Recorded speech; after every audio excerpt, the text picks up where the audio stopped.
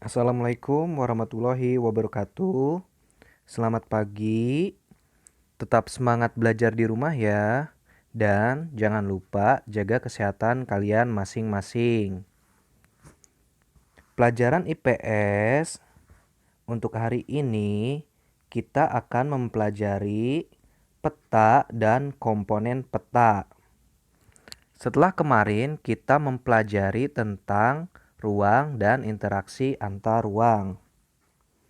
Kalian siapkan buku catatan IPS kalian serta alat tulisnya, dan apabila yang memiliki buku atlas atau buku peta, silahkan digunakan untuk mempermudah mempelajari pembahasan video ini. Kalian bisa klik tahan atau pause untuk memudahkan kalian mencatat poin-poin penting pada video pembelajaran ini. Untuk tujuan pembelajaran hari ini, kalian harus dapat menjelaskan pengertian peta serta menjelaskan komponen atau bagian-bagian peta. Nah, di sini ada contoh peta Indonesia. Diambil dari data peta 2020 Google. Nah, ini adalah peta Indonesia. Peta adalah gambaran sebagian atau seluruh wilayah permukaan bumi dengan berbagai kenampakannya pada bidang datar yang diperkecil dengan menggunakan skala tertentu. Nah, contoh tadi ada peta Indonesia. Nah, peta ini dapat digambarkan pada bidang datar seperti kertas, selembaran, ataupun sudah dijilid menjadi buku atlas. Nah, dengan menggunakan skala tertentu. Jadi skala itu adalah perbandingan. Seperti 1 cm pada peta mewakili 1 kilometer pada wilayah sesungguhnya atau pada lapangan atau pada permukaan bumi. Syarat dalam pembuatan peta. Nah, peta itu harus apa? Yang pertama adalah conform. Artinya, bentuk di peta harus sama dengan bentuk sebenarnya di lapangan. Contoh, jika kamu membuat peta Indonesia, maka bentuk kepulauan Indonesia tidak boleh berbeda dari bentuk aslinya. Nah, form itu artinya bentuk. Misalnya kalian menggambar Pulau Sumatera, Pulau Jawa, Kalimantan, Sulawesi, Papua, itu harus sesuai dengan bentuk aslinya. Equivalent artinya luas daerah di peta harus sama dengan luas sebenarnya di lapangan setelah dikalikan dengan skala peta. Jadi, jika luas wilayah di lapangan atau di permukaan bumi 5 juta kilometer, maka di peta juga kurang lebih harus sama dan tidak terlalu jauh berbeda. Equidistant artinya jarak di peta harus sama dengan jarak di lapangan. Contoh, jika jarak Kecamatan Pebayuran dengan Kecamatan Kedungwaringin di lapangan itu kira-kira 10 km, maka jarak di peta pun harus sama setelah dikalikan skala. Nah, kemudian komponen atau bagian-bagian peta. Apabila kalian memegang buku atlas, silahkan dilihat. Nah, pada peta itu yang pertama harus ada A, judul peta. Judul menunjukkan isi suatu peta. Contoh, peta penggunaan lahan di Indonesia. Nah, maka isi peta tersebut adalah sebaran penggunaan lahan di Indonesia berupa pemukiman, hutan, perkebunan, persawahan, peternakan, atau sebagainya. Yang B, skala peta. Skala peta menunjukkan perbandingan antara jarak di peta dengan jarak sesungguhnya di lapangan atau bisa dikatakan di permukaan bumi atau di wilayah sesungguhnya. Contoh, skala sebuah peta adalah 1:1 juta. Berarti objek yang jaraknya 1 cm di peta itu berbanding dengan 1 juta sentimeter atau 1 kilometer di lapangan, atau dapat dikatakan di wilayah sesungguhnya atau di permukaan bumi. Nah, skala peta dapat dibedakan menjadi skala angka dan skala garis atau grafis. Yang pertama, skala angka ini adalah berwujud perbandingan angka. Misal, 1:10.000. Jika tidak disebutkan satuannya di belakang angka tersebut, berarti satuan yang digunakannya adalah sentimeter. Sehingga skala angka tersebut dibaca 1 cm di peta sama dengan 10.000 cm di lapangan atau di wilayah sesungguhnya atau di permukaan bumi. 2. Skala garis atau grafis. Skala grafis adalah skala peta yang berbentuk garis dengan ukuran tertentu. Nah, ini lihat ada contoh gambarnya. 0 cm itu ukuran pada peta dan kilometer itu ukuran pada lapangan atau wilayah sesungguhnya atau permukaan bumi. Nah, kita lihat di sini 1 cm berbanding 5 km. Nah, itu artinya 1 cm di peta mewakili 5 km di wilayah sesungguhnya atau di lapangan atau di permukaan bumi. Dan selanjutnya 2 cm di peta mewakili 10 km di lapangan. 3 cm di peta mewakili 15 km di lapangan. 4 cm di peta mewakili 20 km di lapangan atau di permukaan bumi atau di wilayah sesungguhnya. Nah, komponen peta. Yang C, orientasi utara atau arah mata angin. Nah, untuk mengetahui arah mata angin biasanya digunakan orientasi. Nah, ini biasanya simbolnya itu panah arah utara. Nah, bisa lihat di gambar contoh ini.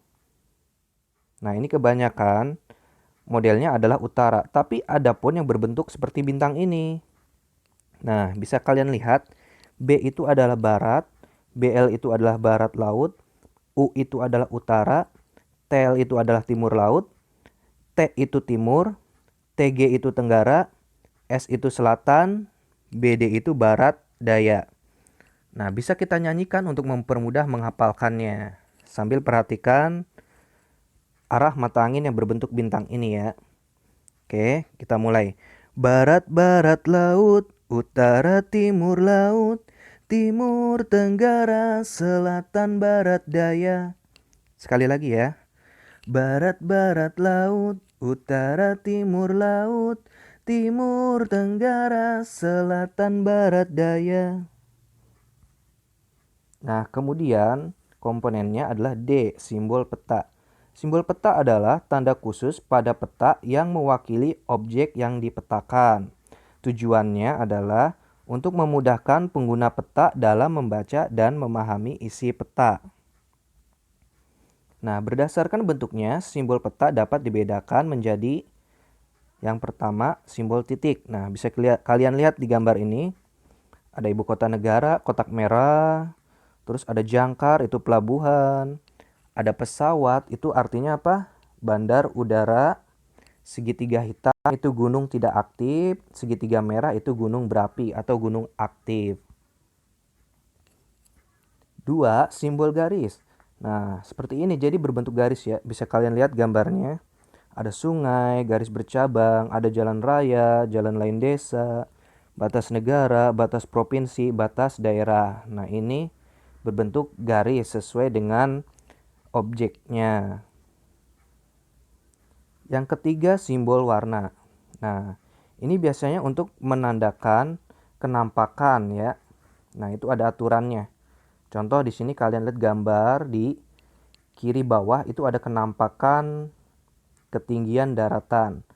Dimulai dari yang terendah, ketinggian daratan 0 sampai 100 meter, ini berwarna hijau.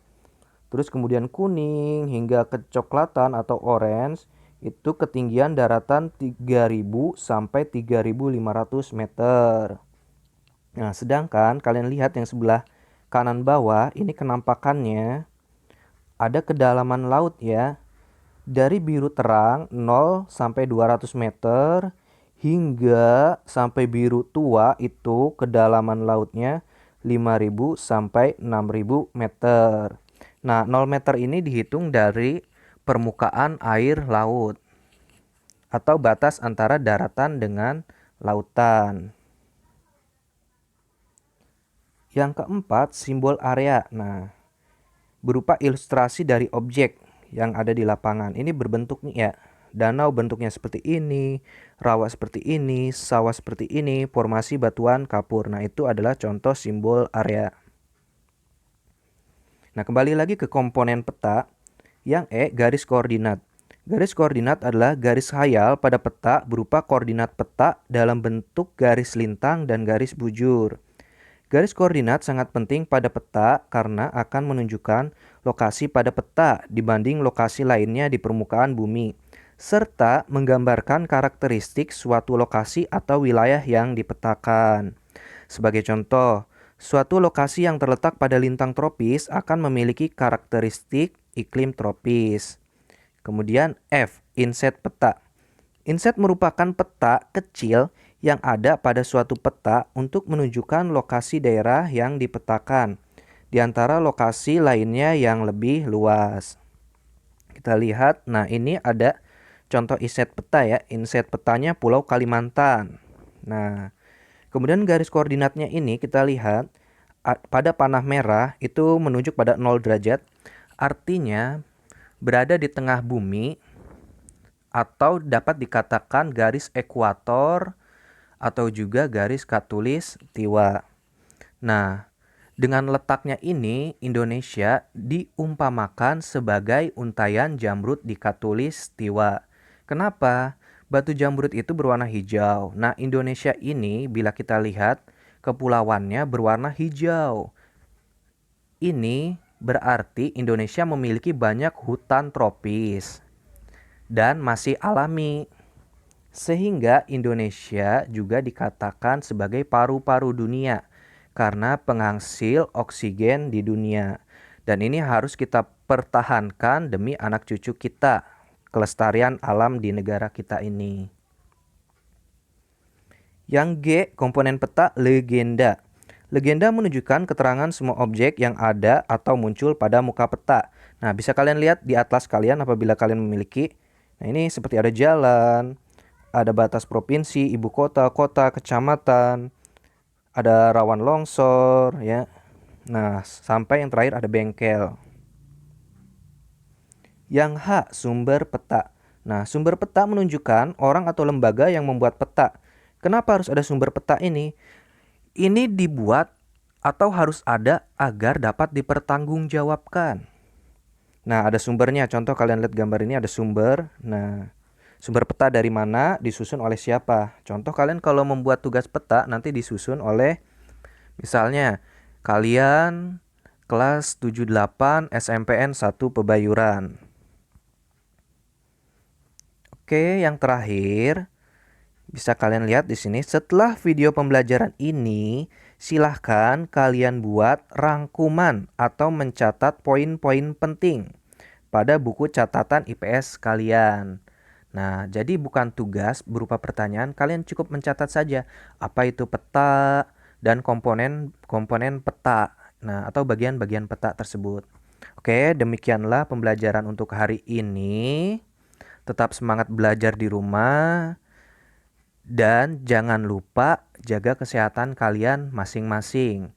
Semoga wabah virus corona ini segera berakhir. Wassalamualaikum warahmatullahi wabarakatuh.